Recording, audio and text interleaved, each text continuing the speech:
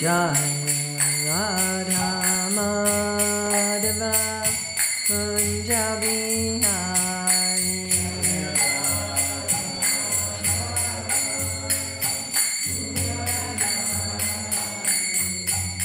Gopi Jana Vallabha Girivardhari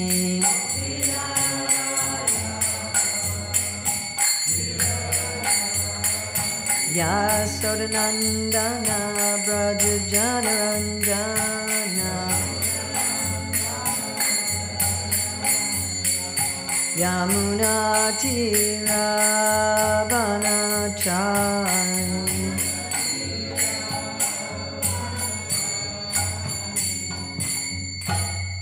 Jaya Vishnupad Paramahamsa Parivrajacharya Asatara Satya Shri Srimad Divine Grace A.C. Bhaktivedanta Swami Maharaj Prabhupada Ki Jai ISKCON Founder Acharya Srila Prabhupada Ki Jai Nantakoti Vaishnava Vrinda Ki Jai Namacharya Srila Haridas Thakur Ki Jai Prem Shri Kaho Shri Krishna Chaitanya Prabhu Nityananda Shri Advaita Gadadhar Shivasadi Gaur Bhaktivinoda Ki Jai Shri Shri Radha Krishna Gopinath Shai Mukunda Radha Kunda Giri Govardhan Ki Jai Vrindavan Dhamma Ki Jai, Mathura Dhamma Ki Jai, Navadvip Mayapur Dhamma Ki Jai, Jagannath Puri Dhamma Ki Jai, Gangamai Jamuna Devi Ki Jai, Bhakti Devi Ki Jai, Tulsi Maharani Ki Jai, Samaveta Bhaktarinda Ki Jai, Gaur Premanande.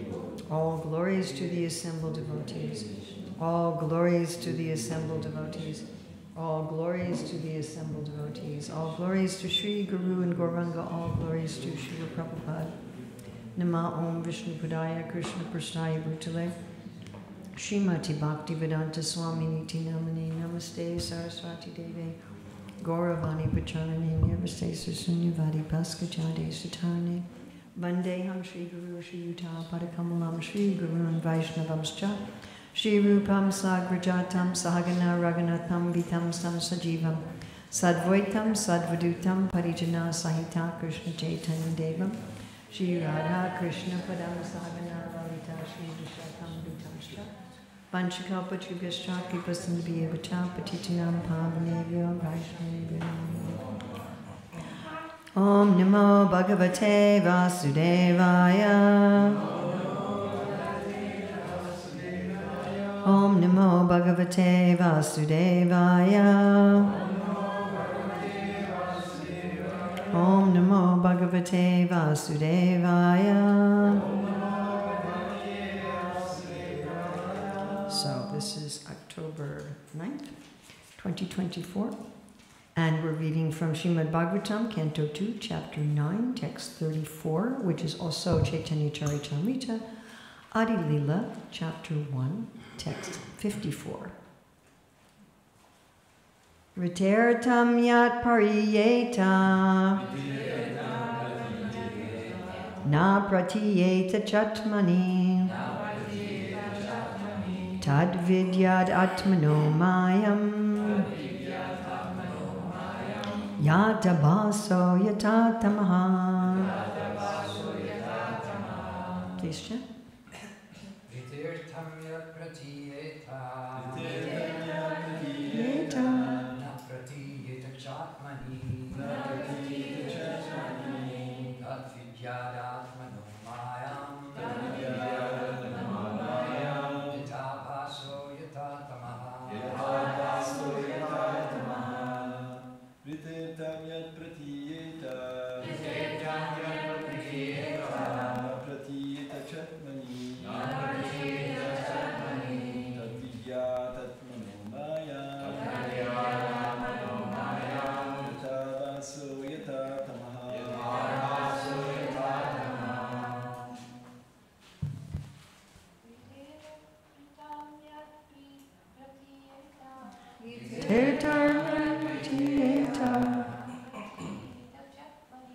Na pratiyeta chatmani.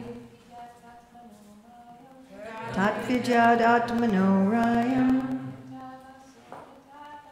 Yata baso yata tamaha. Viteritam yat pratiyeta. Na pratiyeta chatmani. Tad vidyadatmano mayam. Yata baso yata tamaha. Viteritam yat pratiyeta. Na pratiyeta chatmani. Tad vidyadatmano mayam. Yata baso yata tamaha. Rite, without. Artam, value. Yat, that which. Pratiyeta, appears to be.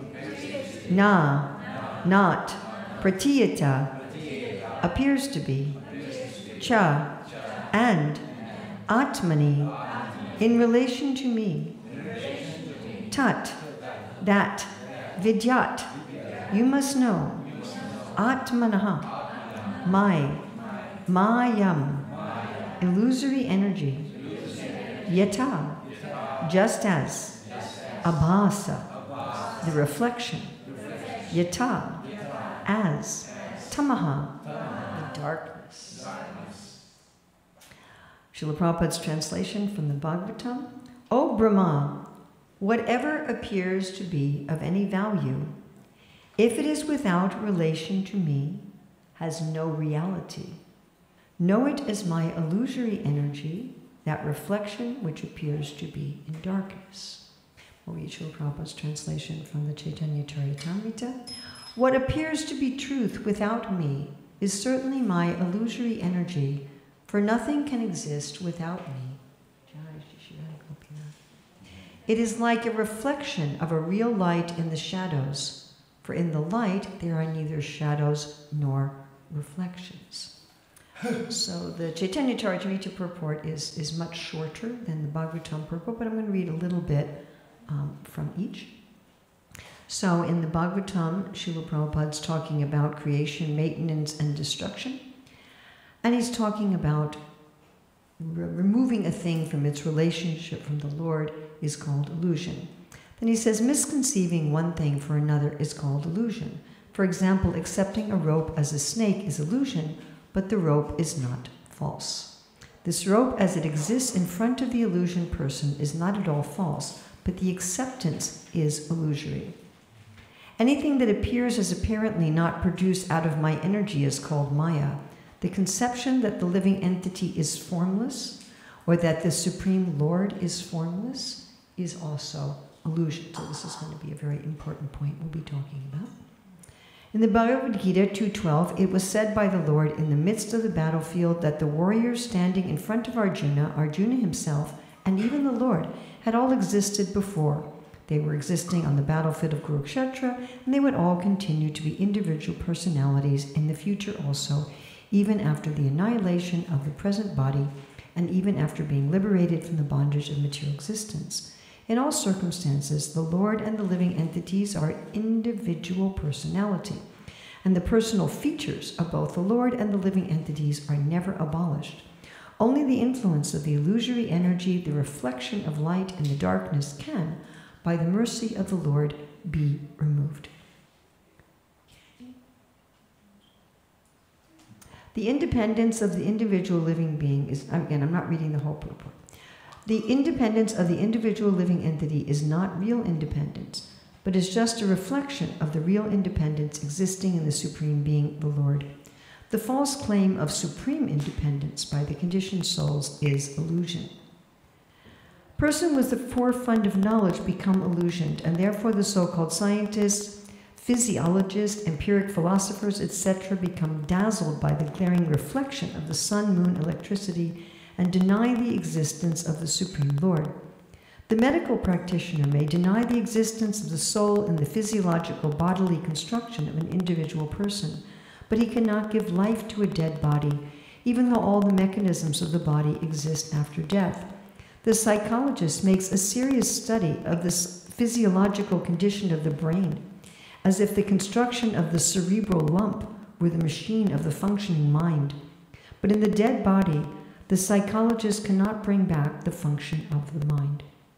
All such advancements of science and knowledge in the present context of material civilization is but an action of the covering influence of the illusory energy. The illusory energy has two phases of existence, namely the covering and the throwing influence. By the throwing influence, the illusory energy throws the living entity into the darkness of ignorance, and by the covering of influence, she covers the eyes of men with a poor fund of knowledge. I love that phrase of Prabhupada, poor fund of knowledge. You don't have much knowledge in your bank account about the existence of the Supreme Person who enlightened the Supreme Individual Living Being, Brahma.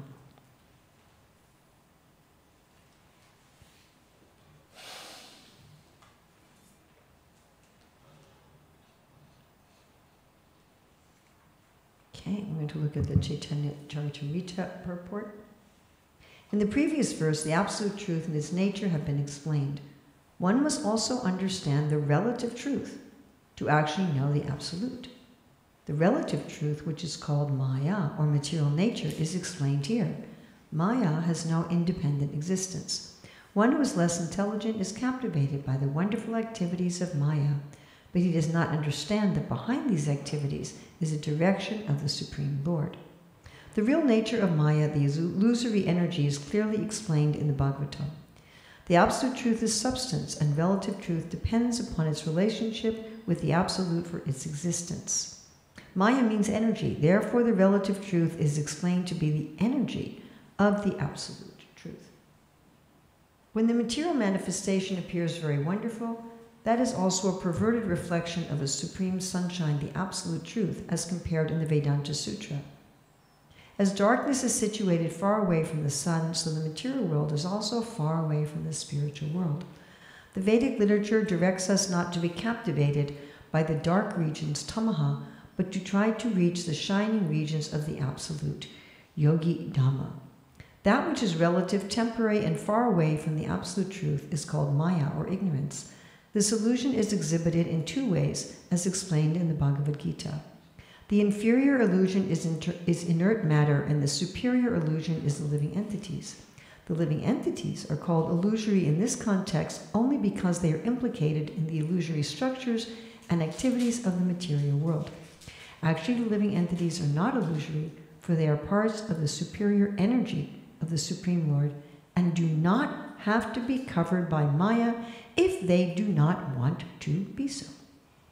The actions of the living entities in the spiritual kingdom are not illusory, they are the actual eternal activities of liberated souls. So again, I was just reading some certain sections from each of the purports. So it's very important to know what's real and what's false. Am I correct? Isn't that kind of an important thing in life? Like Krishna defines sattva gun, as you know, what is binding, what is liberating, what is to be feared, what is not to be feared, what is to be done, what is not to be done. And this is the main question we ask of ourselves every single day, all the time. What should I do? What should I not do? What's going to be good? What's going to be bad? What will bind me? What will liberate me? What is truth and what is false? I mean, even if we're just buying something at the shop, you know, is this a healthy food or is it a non-healthy food? Right? Is this a person I can trust? Is this a person I can't? This is a constant. We're asking this question almost at every moment. What's going to be good for me? What's going to be bad for me? And as we advance in spiritual life, we ask this in terms of what's Krishna's desire? What does Krishna want? Which of my desires are good? We're not just asking, you know, what's a good and bad mobile phone, or what's a good and bad, you know, plum at the shop, but we're asking, what's a good and bad desire that I have? What's a good and bad thought that I have? What consciousness is right and what consciousness is wrong? What's actually aligned with the spiritual and what isn't? So here, in this is one of my absolute favorite verses anywhere. because it just, as part of this concise statement of Siddhanta, of these 4 verses, it basically defines our whole practice of Krishna consciousness. And again, I want to read this translation again. Whatever appears to be of any value, if it is without relation to me, has no reality. Know it as my illusory energy, that reflection which appears to be in darkness. So artam, we think something has value, but if we don't see its relationship to Krishna, then that seeing of not relationship to Krishna is an illusion. The perception of value outside of relationship to Krishna is like a reflection in darkness. It doesn't have any substance to it. So here we're being told by Krishna himself, by Srila Prabhupada, that we have to know both illusion and reality, which is very significant. I would say of all of the religions and spiritual philosophies of the world, not many of them describe the nature of matter and the nature of illusion very well. Whereas we have very detailed, if you think about Sankhya philosophy, for example, even in the Bhagavad Gita, the descriptions of the gunas, the descriptions of the workings of Prakriti, but then you get into like the 2nd and 3rd cantos of the Bhagavatam, and the details of descriptions of how the material energy works are amazing. So we have to know both, right? And this is, of course, stated very clearly where that we have to know both. In the Ishopanishad. You can't be liberated just by understanding one. You have to understand both. You have to understand what is reality and what is illusion. And the reality, the spiritual, our spiritual desires, the Lord's desires, and the good are all things when we understand something in relationship to Krishna. And the false, the bad, what's not Krishna's desire, is when we understand things out of relationship to Krishna. It's really just that simple. Now, what's also amazing is that the energy that allows us to see things as separate from Krishna is also Krishna's. Matasmatir Jnanam Apohanam cha. He also gives forgetfulness. We cannot see things without a relationship to him, without the relationship to him of Maya. That's why it's such an amazing illusion. The energy that allows us to think this has nothing to do with Krishna, that energy has something to do with Krishna. So it's a complete illusion. Your parents have given you toys to play with, and you think, I'm doing something my parents don't want me to do by playing with these toys, but they've given them to you. They've given you that facility. All right, you want to do this, then you can do it. Prabhupada gives the example of little children who want to cook. And so the parents give them, bits of clay and toy pots. And okay, you can cook over there. So like that. And when we see ourselves and everything in relation to Krishna and act in that consciousness, then we are not in illusion. And when we're not in illusion, we're not in the material world. Now, we can talk about the material world as a geographical location. Right? And Prabhupada talks about that. The material world is very far away from the spiritual world. And we even have paintings showing, this painting on the cover of the 1st canto, showing here's the geography of the spiritual world and the material world. But remember we talked about yesterday, right? The first aspect of illusion is time and cause and effect, right? And then what's in creating illusion, the first of the Mahabhutas that Krishna creates is space. This whole concept of space that we have is also an illusion. Of course, we can't fathom that. Like, how can there be a reality where there's no time, there's no cause and effect, and there's no space? What does that mean? And especially we read the descriptions of the spiritual world, and Krishna wakes up and he has breakfast and he goes to the forest. It sounds like time to me. And it sounds like space because there's 12 forests of Vrindavan and there's the forests of the different seasons. And I filter that through my material consciousness and I go, well, that sounds like time and space to me. But clearly it's not.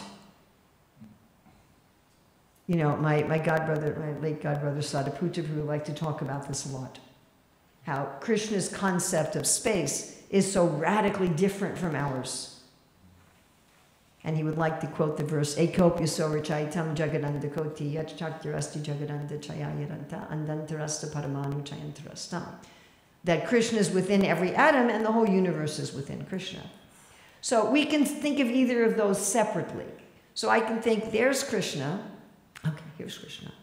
And Mother Yasoda looks in his mouth and she sees the universe. Okay, fine. So the universe is inside Krishna. Of course, Lord Brahma points out that she is standing outside Krishna, seeing herself in Krishna. And she's not seeing a reflection of herself or a picture of herself. She's actually seeing herself inside Krishna while she's standing outside. So that already goes like, what? Okay, and then we have that Krishna's in every atom.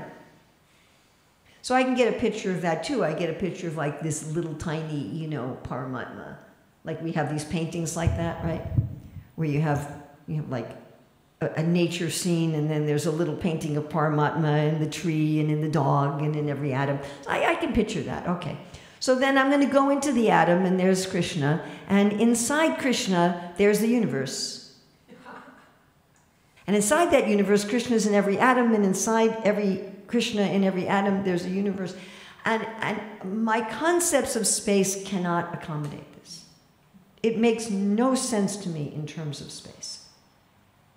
Because the concept of space is part of illusion. So the concept of time, the concept of space, the concept of causality are all part of an illusion. And in the spiritual reality, that doesn't exist. I mean, Prabhupada talks about how on the mental platform, right, you can go someplace else in a moment. Right? I can think of another place, and mentally I'm immediately there. And he says, what to speak of spiritually? You are immediately there. You don't have to traverse some space to get there. And how this works spiritually, I have no idea. I can't. I can describe it and I can repeat what it says in the Shastra from our acharyas, and then I stop and I say, okay, I can't go beyond that. But the point that I want to make is that the material world is really a state of consciousness more than a place. When we think in terms of place, then we think if I want to go from the material or spiritual, I have to take myself and move myself in space and time from the material world to the spiritual world. Now, there's some reality to that.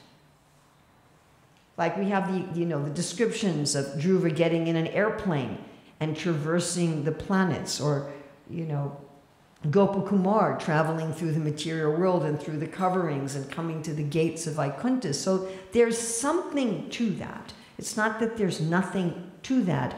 But really, where we are is a matter of our consciousness. Not really geography. When I joined the Hare Krishna movement, we defined advancement almost entirely in terms of geography. If you slept in the temple ashrams, then you were a great devotee. If you slept in a temple-owned apartment across the street, well, you're kind of an intermediate devotee. And my God, if you rented your own place 2 blocks down the road, then you were fringy. So, we had this very geographical idea, right, of where you are. So I want to look first at defining Mahamaya, and then defining Yogamaya. And then I want to look at some really, really far out, amazing, incredible, wow quotes about how to change our consciousness and how when we do that, we are not in the material world. All right. So the themes that we're looking at in this verse and purport is, again, that we should understand both Maya and the spiritual. And that in the previous verse we learned, right? The previous verse we learned that everything is ultimately Krishna. Before the creation, during the creation, after the creation. And in this purport we learned that only Krishna can give us real light. A conditioned soul cannot give us real light. Okay, so what is Maya? Actually, first we should read the summary from Adi 156, where Prabhupada summarizes all 4 of these verses. So the summary he gives in Adi 156 is, this verse further explains that the Lord is detached from the workings of the material energy Maya. The living entities, although parts and parcels of Lord Krishna, are prone to be controlled by the external energy. Therefore, although they are spiritual, in the material world they are encased in bodies of material energy. The eternal relationship of the living entities with the Supreme Lord is explained in this verse. All right, so what is Mahamaya? So in the purport in the Bhagavatam, Prabhupada says, the identity of the self as being unconnected with the Supreme Self, the Lord, is also illusion. And the false claim that I am the Supreme is the last illusory snare of the same Maya, or the external energy of the Lord. So Maya is, my existence is disconnected. My personality is disconnected. Or I am God. I'm not just connected, I am the whole. So I am the whole, or I have a personality separate from the Lord. So we talked a little bit yesterday about people who say that we have no innate personality. And this is something that Prabhupada is really smashing in this purport, where he's referring to the Bhagavad Gita 2.12, I think it is, yes. Yes, 2.12, where Krishna says, never was there a time when I did not exist, nor you, nor all these kings, nor in the future shall any of us cease to be. So I've challenged some of the people who hold this philosophy and who say, you know, our personality is created at the time of enlightenment. And I've said, then, according to this verse in the Bhagavatam, text 34 that we're looking at today, in what sense do we have a personality? How do we have an eternal personality? And they said, well, we have personalities in so many lifetimes. And I said, but according to this verse, those personalities are illusion, because they're not connected to the Lord. In order for us to have an eternal personality that is not illusory, that eternal personality must have some connection to the Lord. You all following the logic of this? Illusion is something that you don't see as connected to the Lord. If I have a personality and you have a personality and you have a personality from beginningless that is real, that personality must be in relationship to the Lord. Therefore, it follows logically that I must have some eternal, specific relationship to the Lord. What does it mean to be a person? A person means I like certain things and I don't like other things.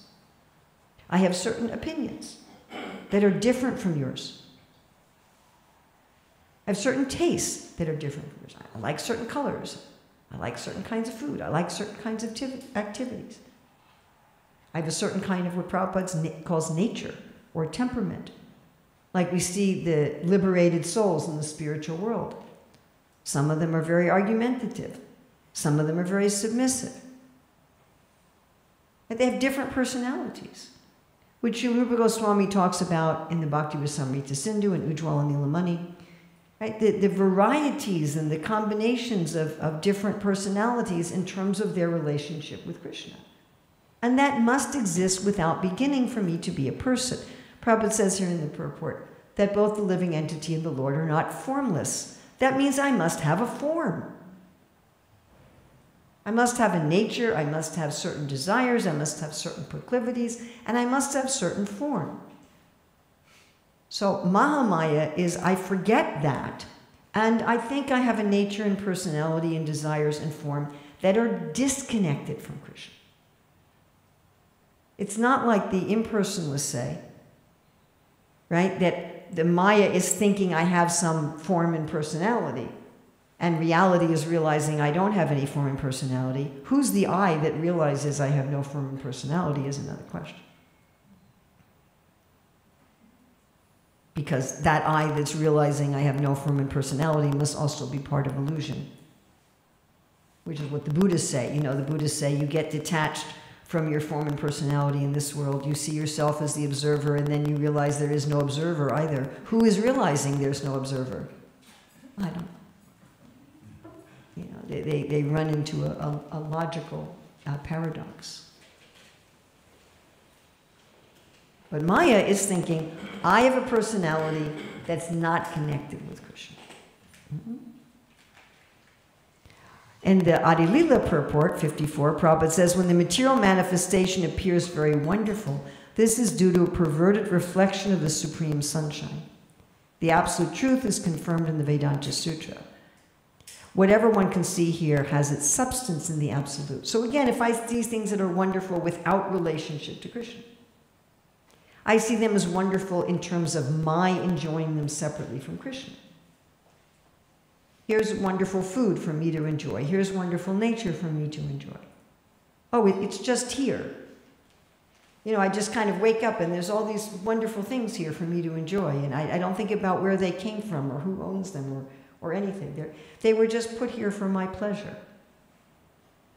You know, like a little baby who just sees playthings and, oh, this is all for me to enjoy. They don't realize my parents have arranged for all of these things. So seeing myself is not in relationship to Krishna, seeing the world, seeing others, that others are here for me to use as I like. And then in the purport of the Bhagavatam, Prabhupada talked about seeing a rope for a snake, that's an illusion. But the rope is not false. But you're perceiving it wrongly. You're perceiving it, in this case, as something frightening. Something that's benign, we're perceiving as something frightening. Which reminds me of one of my favorite quotes from Krishna book, chapter 20, where I think I mentioned it the other day, where Prabhupada says, for the materialist, the world seems very aggressive. But to those who are in Krishna consciousness, everything is happily situated. And I have found sometimes that when I repeat that quote to devotees, they tell me, aren't you remembering it backwards? Don't the materialists see everything as very happy and the devotees see everything as very aggressive? And I said, then why do you want to be a devotee? It's just going to mess you up. Materialists are seeing there's a hard struggle for existence. There's all these obstacles. I'm fighting to keep a body alive that's dying and falling apart at every moment. I'm struggling to be comfortable in a situation that is intrinsically uncomfortable. You know, you have a few times maybe you have like perfect weather. But, you know, I'm constantly struggling against the elements. It's too hot, it's too cold, it's too rainy, it's too dry, it's too windy, it's too this. I'm constantly struggling to maintain this body. I mean, how often do we have to eat? And how often do we have to sleep? And how often do we have to drink water? And how often do we have to bathe? And how often do we have to use the toilet? And I mean, it's never ending, right? You can't say, well, I bathed and used the toilet once and that's going to do me for, a month. It's a constant thing. So that this constant aggressiveness, and then it's a constant aggressiveness with all these other living entities that are all trying to get unlimited happiness from finite resources. And so they're all struggling to possess more and more and more. And there are all these people that are, envious of me and what I have and trying to take my stuff, and I'm envious of them and what they have and trying to take their stuff. And we're all pretending to be nice to each other, whereas we're all secretly thinking, how can I use this person for my own purposes? And so therefore the world is very aggressive. But if you're in spiritual consciousness, you don't see it like that at all. You see Om Purnam Adao Purnamidam Purna Purnadruchite Purnasya Purnam Adaya Purnam Eva Vasishyate. You see everything is complete. And if you take the infinite from the infinite, you still have the infinite, and I have infinitely everything that I need already. I don't have to strive for anything. And Bhaktiram Yagatapasam Sarva Lokamaheshram Suvidam Sarvabhutanam Gyatramam Shanti. The person who's controlling everything and who is enjoying everything is my best friend, and so everything is beneficial for me. So we don't see like that. So Maya is seeing this, the rope as a snake. Oh, it's aggressive. It's fearful. Like where my oldest son has a place in Hawaii. I like to take a walk early in the morning before it gets too hot. And there are these street lights and mailboxes that from a distance, with the street light shining on it and stuff, it looks like it's 3 people walking on the road. And it isn't. When you get up to it, it's just like lampposts and mailboxes. And I know that because I've taken that walk dozens and dozens of times. But still, when I first see it, I always, like, who are those 3 people on the road at 4:30 in the morning? You know, so it's, who are they? Are they thieves? Are they murderers? Are they, you know? And then, oh yeah, come on, it's just the lamppost, it's just the mailbox. It's not something that you have to be afraid of. So that's the illusion. And then Prabhupada also talks in the Bhagavatam purport that thinking that we're supremely independent is an illusion. We have some independence, certainly, but thinking that we're supremely independent, that I can do whatever I like, I can say whatever I like, I can eat whatever I like, I can wear whatever I like, I can go wherever I like. We can't. Right? We just can't. If I just, you know, keep going west, I'm going to run into an ocean and I'm stuck. I can't. Whether I want to or not, I have to get a plane or a boat or something. I can't just swim across the Atlantic Ocean, even if I'm a very good swimmer. I can't just do whatever I want. At a certain point, I have to stop and sleep. I'm going to do this today and this today. I can't have a list of 1,000 things that I'm going to get done during the day. At a certain point, I just can't do anymore. And then, you know, I can't fly with this body. There's so many things, you know, I have choice, I have independence, but I'm really constrained by what I can do. I can't say, you know, I think I'm going to become an Olympic athlete, like what's her name, Simone Biles, you know. That I'm going to choose to do that. You know, I'm going to become a world-class gymnast. And I guarantee you that no matter how much training I were to get right now, there's no way that I could ever do that. Probably couldn't even have done it when I was 15. You know, so we don't have supreme independence. There's reactions to what we do. But we do have some, but this thinking, I can do whatever I want. And there's so many spiritualists, you know, and New Agers who are like that. You can just do whatever you want. You can get whatever you want. You can be whatever you want. Not really. You know, there's limitations. So how does Mahamaya work? So Vishnu Chakravarti Thakur gives this nice commentary on this verse. He says, avidya does not destroy real objects, but creates misconceptions. In light, one sees the objects in a house and does not see imaginary thieves. In darkness, one does not see the real objects in a house, but does see imaginary thieves, like my experience with the lamppost. Similarly, in spiritual knowledge, one sees one's spiritual form of eternity, knowledge, and bliss. In ignorance, one does not see one's eternal, blissful, and knowledgeable nature, although it is present. So again, this is very, very clear from our acharyas that our spiritual form and nature is always present. Maya means we're just not seeing it. Instead, one sees the body, lamentation, and illusion, although they have no permanent existence. Though flowers and horns exist because they are not related to sky and a rabbit, a flower in the sky and a rabbit with horns are false. Similarly, though bodies and lamentation, confusion, happiness, and distress all exist as expansions of real matter, the body, lamentation, confusion, happiness, and distress are all called false in the scriptures because they have no relation to the jiva. Through the relationship of the jiva, though the relationship of the jiva with the body is false, it is produced by avidya and destroyed by vidya. Now this is going to be very important when we look at the how to get out of Maya. So Srila Vishnu Chakravarti Thakur is saying, the body is real, lamentation, illusion, confusion, happiness, and distress, they're all real, and you're real, but these things have nothing to do with you. Just like a horn is real and a rabbit is real, but rabbits don't have horns. And the flower is real and the sky is real, but there aren't flowers floating in the sky. So this body and all the emotions of this body have nothing to do with us. And thinking that they do is an illusion. Prabhupada gives the example of a Mahamaya of these scientists and doctors who say that, you know, life is just a combination of matter, but as soon as the body dies, when all the matter is there, they can't make it come alive. You can't build a Frankenstein monster, in other words. You can't just take a bunch of body parts and put them together and electrify it, and it's going to be alive. Or you're talking about, I find it interesting, he talks about the psychologists who say that the mind is the brain. I mean, there's so much evidence that the mind is not the brain. And it's very interesting stories in medicine of people who only have literally half a brain, but a fully functioning mind. Or people whose, part of their brain is damaged and some other part of the brain takes it over, and they have it's some amazing stories.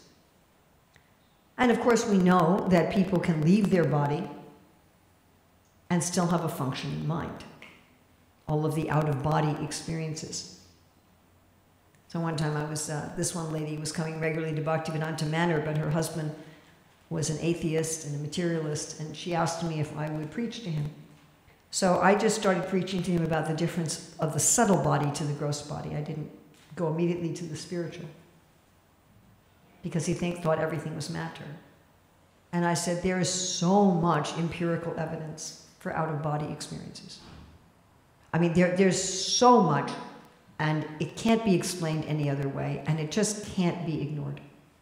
What are you going to do? Someone's on the operating table, and they have an out-of-body experience, and they're floating at the ceiling, and they see a label on the light bulb on the top that can't be seen from the bottom. Now, how did they do that? How can that be explained? It just can't be explained. Except that the person had to be able to leave their body and still have a mind. And the body was dead. The brain wasn't functioning, the heart wasn't functioning, and the person still had a mind. And again, there's so many thousands and thousands and thousands of out-of-body experience stories. And most of the people telling these stories are sane, sober, respectable people in society. And Sariputta Prabhu brought up the point that if we dismiss all this evidence, we'd have to dismiss human evidence completely. When you have thousands and thousands of people who give this kind of evidence, you have to give it some credence. And that's just the subtle body, what to speak of the soul. On the level of full spiritual awareness, we're not even using the mind. As Prabhupada explains in 328, 34, 35, I believe, that the actual ultimate spiritual samadhi has nothing to do even with the subtle mind. It's directly with the spiritual body. So our spiritual body doesn't even need the material mind. Our material mind doesn't need the physical brain, and our spiritual body doesn't need the material mind. It has its own mental functions, so to speak, its own intellectual functions. It's above all these things. The mind is also a machine. So if we're going to go on to what is Yogamaya, so also Srila Prabhupada and our acharyas in relation to this verse talk about Yogamaya. So the difference between Yogamaya and Mahamaya is yoga means to link. So Yogamaya is an energy of linking with the Lord. It's a kind of illusion that brings us closer to the Lord. Mahamaya brings us away from the Lord. So some examples that Srila Vishwanath Chakrabarti Thakur gives is Mother Yasoda seeing the universal form and then seeing Krishna as her beloved child. Oh, Krishna's just my little, let me forget this. Let me just see Krishna as my child. That's Yogamaya. Mother Yasoda, unable to tie up Krishna, although he had bells tied around his waist, is Yogamaya. And he gives the example of Krishna being simultaneously present to Shrudadev and Bahulasva, and being simultaneously present to Rukmini and Satyabhama. That by Krishna's Yogamaya, he can perform these pastimes in all different places. And the Shrudadev and Bahulasva, they didn't see the other Krishna. They just saw Krishna who was with them. So that's Yogamaya. And the example that Sariputta Prabhu gives in relationship to the verse Ekopya Chaitam Jagananda Koti about space is the story of when our Lord Brahma went to see Lord Vishnu, right? And he comes, knocks on the door. I'm come to see the Lord. And the doorkeeper says, who are you? I'm Brahma. Can't you tell I'm Brahma? And then he goes to the Lord, and the Lord says, ask him which Brahma. And the doorkeeper comes back and says, the Lord wants to know which Brahma. Which Brahma? Like what? Which Brahma? The four-headed Brahma, you know, the father of the four Kumaras. All right, come in. And then our Lord Brahma comes in, and the Lord calls Brahmas from many, many, many universes. Prabhupada says there's innumerable Brahmas. And our Lord Brahma sees that there's 10-headed Brahmas, and 1,000-headed Brahmas, and 10,000-headed Brahmas, and 1,000,000-headed Brahmas. And the Lord says to them, how's everything going? And they say, by your grace, we are victorious and the demons are defeated. Now, it's explained that only our Lord Brahma saw all the other Lord Brahmas. All the other Lord Brahmas thought it was just them and the Lord. And each Brahma thought that this event was happening in their universe. Remember we were talking about this time-space thingy? So each Lord Brahma thinks, this is, I'm just meeting with the Lord called me, and I'm come and I'm seeing him in the Swetadweep in my universe. So that's Yogamaya. How the Lord does that so that each of these Lord Brahmas think that I'm only with Krishna in my universe. And of course, this happens with the cowherd boys, where Krishna's in the center of these concentric circles, and each cowherd boy thinks Krishna's only looking at me. And you got to remember, some of the cowherd boys are behind him. See, I can't do that. When I'm looking at you, then I'm not looking at you. And if I'm looking at you, then I'm not looking at you. And if I have people behind me, which happens sometimes, like now you have the Vyasa-san is kind of in the middle of the room. And sometimes I'm in temples where they put the Vyasa-san, like at a Sunday feast, there's people behind me. And the way I was trained in public speaking is you should periodically make eye contact with everybody, and so I end up going like this to, you know, talk to the people that are back there to make sure that they also feel included. So Krishna doesn't have to do that. He's in one place and everybody perceives, oh, and not only they perceive Krishna's looking at them, they perceive Krishna's only looking at them. Srila Sanatana Goswami says, each cowherd boy thinks, I am Krishna's favorite, and he actually is. Or, you know, each gopi thinking, Krishna's only dancing with me in the Ras Leela. You know, and it says that Krishna's sitting by each gopi, and either he's massaging her feet or she's massaging her feet, depending on how the verses are translated. And each gopi is thinking, you know, it's just me talking with Krishna. What are all these other thousands or millions of gopis doing? I don't know, but it's just me and Krishna. So that's Yogamaya. And we should get out of Yogamaya. So Prabhupada, we should get out of Mahamaya and get into Yogamaya. So Prabhupada has this amazing point in the purport of the Bhagavatam, which he says in other places. No, I'm sorry, it's the Chaitanya Charitamrita purport, where he says, what is this again? I'm going to just read it, so make sure I get it exactly right. Okay.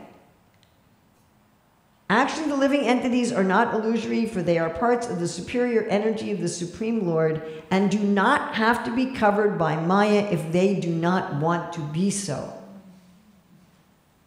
There's other places where Prabhupada says very similar things, that we can get out of Mahamaya and get into Yogamaya just by desiring to do so.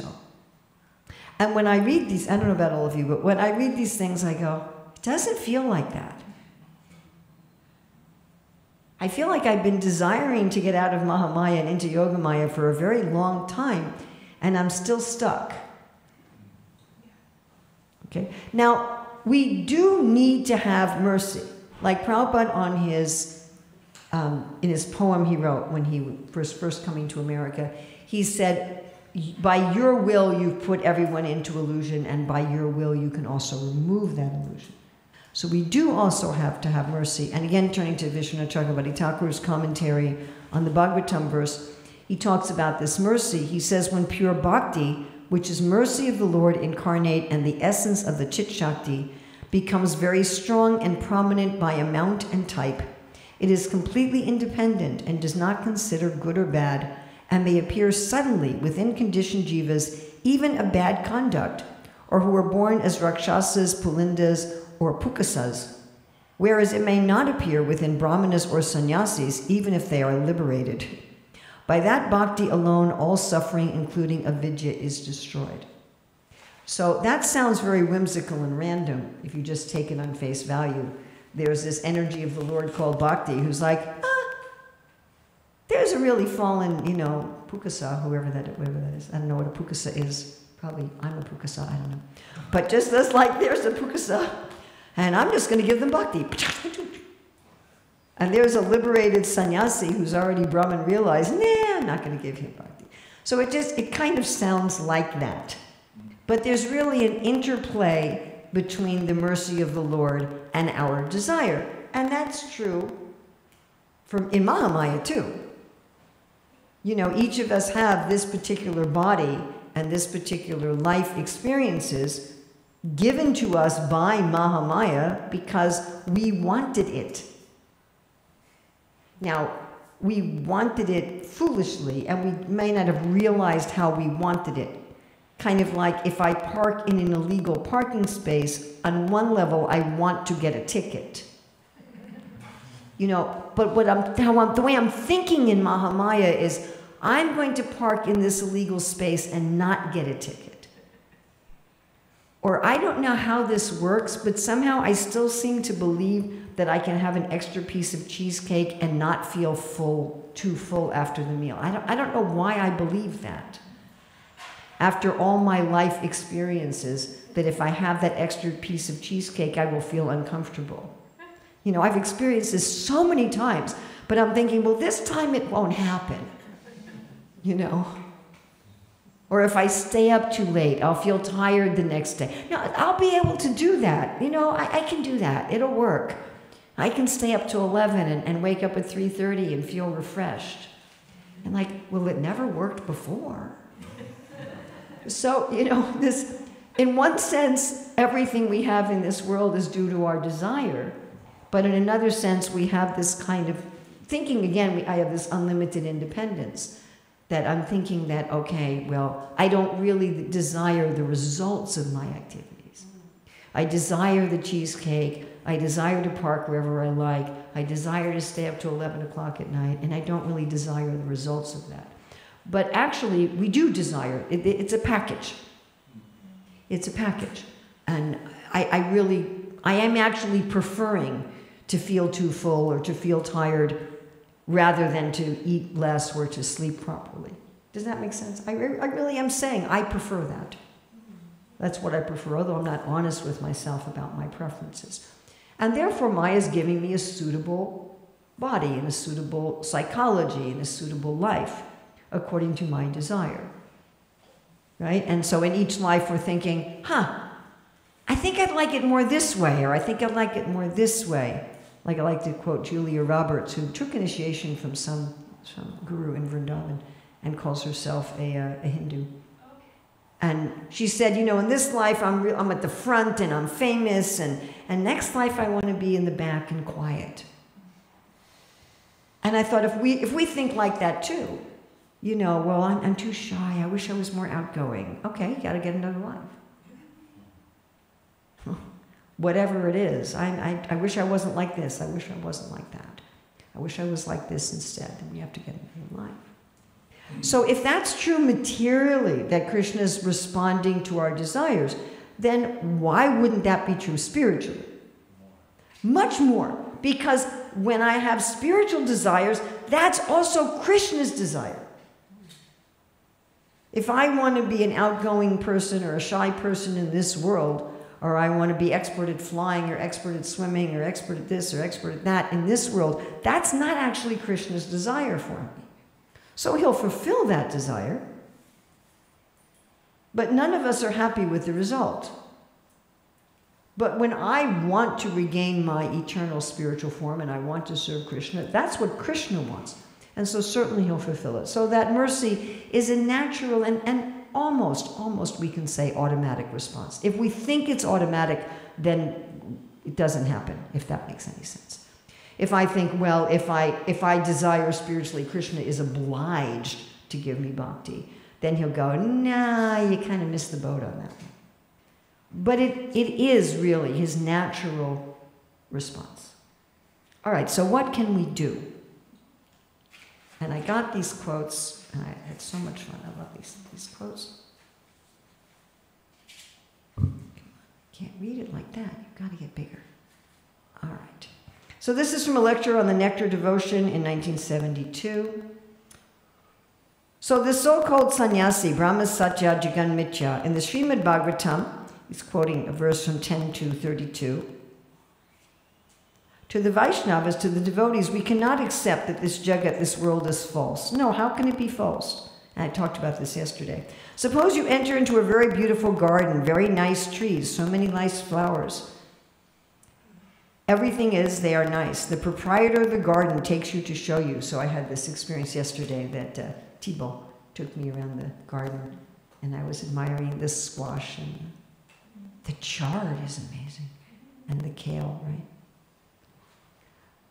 Oh, this is all mithya, this is all false. How much depressed he becomes, just see. I brought this friend to show the beauty of this garden, and he says it is false. Similarly, we don't want to depress Krishna. That is not our business. Krishna has created this nice world. Everything is very nice. The sun is rising just in exact time. It is setting in exact time. The moon is rising. The seasons are changing. And we are getting nice food, nice fruit, nice flowers. So we are not meant to be a depressing agent. We won't discourage Krishna. Why? Krishna has created this nice world. How can I say it is mithya? It is the byproduct of Krishna's energy. So Krishna's energy cannot be false. The difference is that the devotee relishes a particular type of mellow rasa in the material world. We can experience rasa in this world when we see the world in relation to Krishna. But those who are not devotees, they do not feel any relish from this material world. They feel for some time, but when it becomes stale, they say it is false. Just like the jackal who wanted to get the grapes and then said, the grapes are sour, I don't require. So except devotees, the non-devotees, the karmis, gyanis, yogis, they do not relish the sweetness of the creation of Krishna. So you know that song, Madhuradi Patera Kimam Madhuram? And at the end, it's Shristi Madhura. Shristi Madhura. Your creation is also sweet. Okay, we have another one. I have a bunch of these. Material things means, as I repeatedly explained, forgetful of Krishna. Otherwise, there is nothing material. It is illusion. Illusion means actually there is nothing material. How can it be material? If the Supreme Lord is Supreme Spirit, everything is coming from Him. So what we call the material energy, that is also coming from Krishna. Oh, I didn't tell you where this is from. This is from another Nectar Devotion lecture in 1972 in Vrindavan. But the difficulty is that in this inferior energy means where there is a possibility of forgetting Krishna. Actually, that is the fact. People are engaged in so many activities. The result is that they're forgetting Krishna. That is material. Material means forgetfulness of Krishna. Otherwise, there is nothing except Krishna. Idam hi vishvam bhagavan ivetara, which I quoted yesterday. For Mahabhagavata, he has no such conception, material conception. He sees everywhere Krishna. He is seeing one tree, but he is forgetful of the tree. He's seeing energy of Krishna. As soon as he sees the energy of Krishna, he sees Krishna. And again, I can't read all of this. In the morning, as soon as you see within your window the sunshine, immediately you remember sun. You're confident this sun is there. Similarly, whatever we see, if we see Krishna, because that particular thing is the manifestation of the energy of Krishna. So those who have understood Krishna along with his energies, he does not see anything except Krishna. Therefore, for him, there is no material world. There is no material world. To a perfect devotee, there is no material world. How many times did Prabhupada say that? 3 times.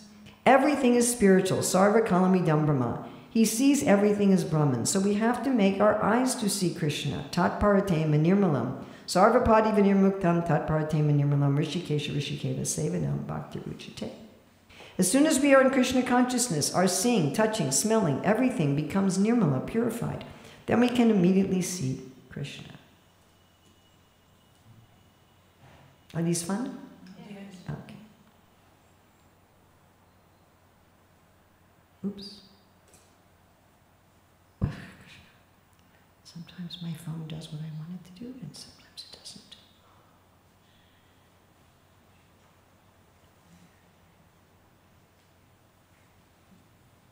Okay.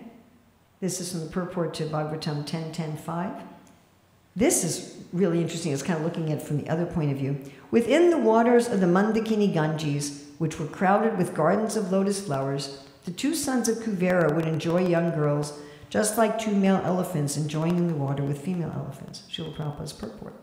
People generally go to the Ganges to be purified of the effects of sinful life.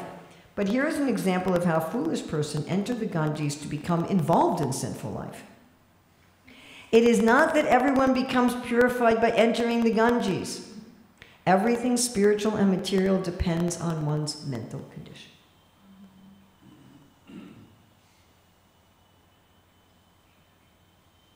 Which it is from? 10.10, I have to open it again. 10.10.5. Proper translations go up to 10.13. Okay, this is from purport 4.22.28. Being covered by material desires, a spirit soul is also considered to be covered by designations belonging to a particular type of body. Thus he considers himself an animal, man, demigod, bird, beast, etc. In so many ways, he's influenced by false identification caused by false egotism. And being covered by illusory material desires, he distinguishes between matter and spirit. When one is devoid of such distinctions, there is no longer a difference between matter and spirit. At that time, the spirit is the only predominating factor. As long as one is covered by material desires, he thinks himself the master or the enjoyer. Thus, he acts for sense gratification and becomes subjected to material pangs, happiness, and distress. But when one is freed from such a concept of life, he is no longer subjected to designations, and he envisions everything as spiritual in connection with the Supreme Lord. Interesting. So why do we see things as material? Because we want to enjoy them. It's our material desires that attract the Lord to put this covering over us. Because people want to play computer games, therefore businesses manufacture them and sell them. If nobody wanted them, they wouldn't sell them. Because people want to go on amusement park rides, therefore there's amusement parks. And you have to get the game or the ride from something outside of yourself. Someone has to strap you into the ride, you have to get a machine and hook up to the game or whatever, or movies. They create all these movies because people want to be an illusion. Let me identify with the character who, jumps out of helicopters and doesn't get any bruises. Let me have this illusion. So I want to see things as separately from Krishna. I want to think I'm supremely independent and the supreme enjoyer. So Krishna covers us with this illusion by which we stop seeing him. And by which we see that reality can be exploited. If I were to see, just like think about meat eaters. If a meat eater sees the animal as a living being with desires and feeling just like themselves, it's almost impossible to then exploit the animal, isn't it? It's almost impossible. I mean, it's possible. Some people are so warped that they can do that, but that's not usually the case. They see the animals as an object that they can exploit. All exploitation is based, we talked about objectifying people. And I see the world as dead matter. I see it as objects that I can exploit. I can take this table, this chair, and I can do whatever I want with it because it doesn't care. It's dead matter. I can exploit it. But remember we talked about yesterday how it isn't really because it's part of the body of God. So it is actually spiritual. But if I were to see that, my ability to exploit it would vanish. I just wouldn't be able to do it. I wouldn't be able to think that I'm the Lord. Is this making sense to everybody? Yeah?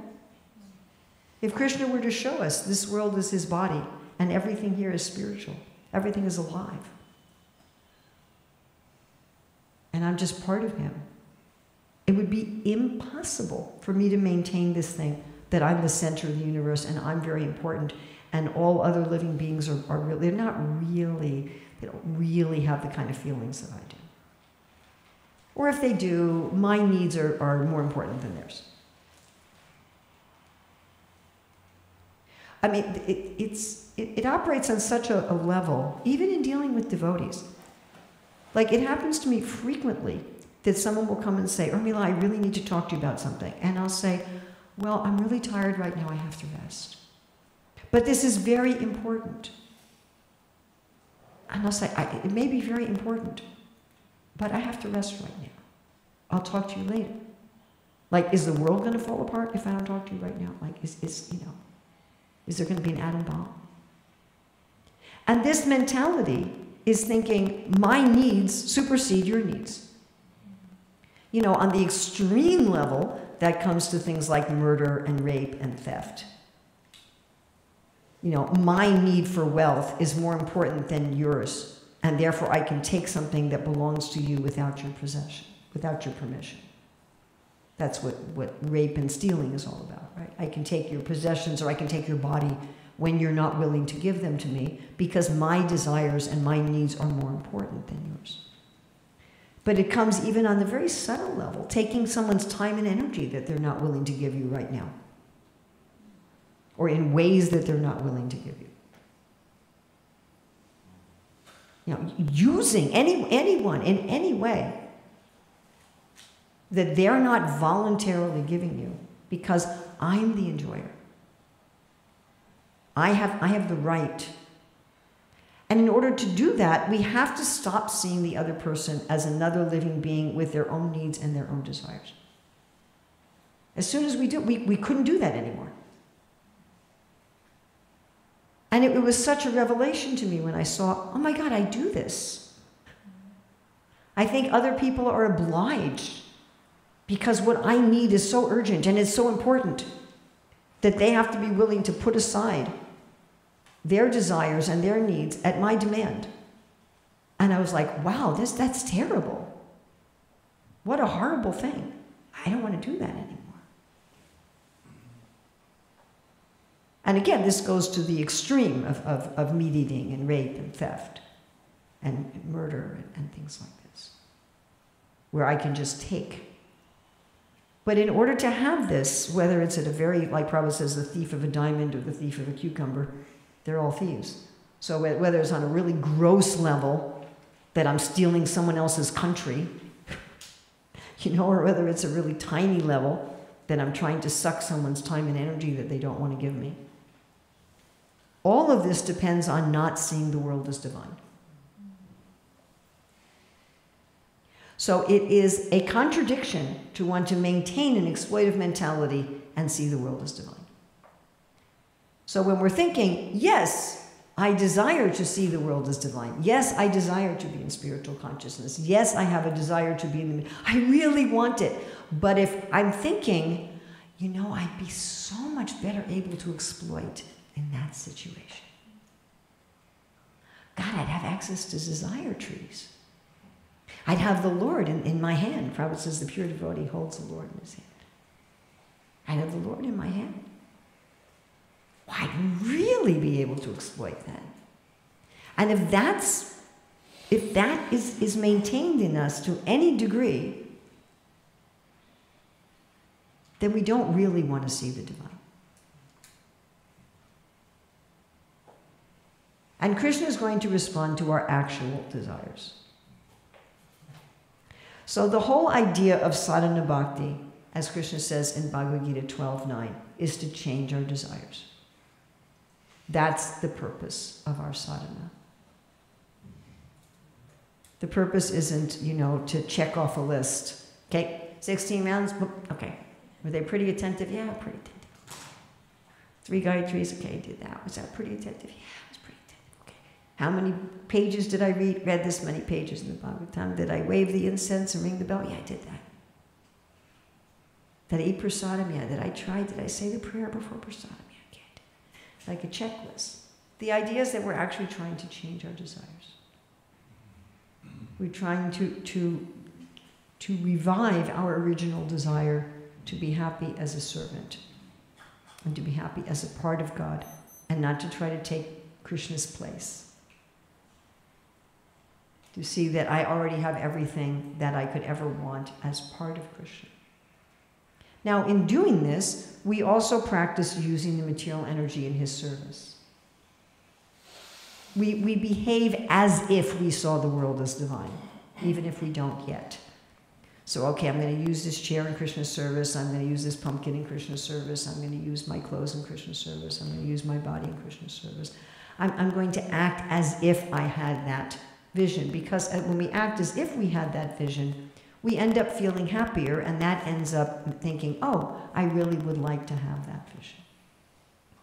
Also, as part of our sadhana, which I'm just going to spend 10 seconds talking about, is this detachment from the body and the emotions of the body.